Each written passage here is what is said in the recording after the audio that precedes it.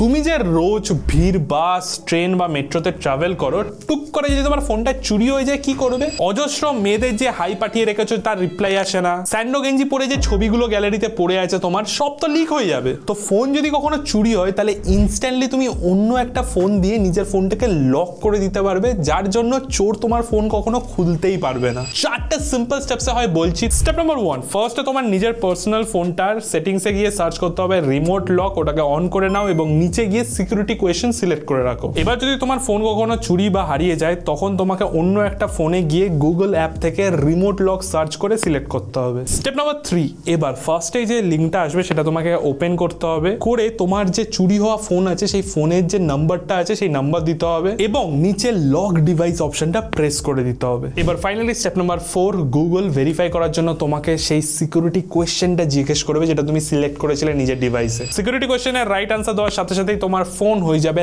Lock, তোমার phone unlock করতেই পারবে না, রিসেটও করতে পারবে না, ফরম্যাটও করতে পারবে না।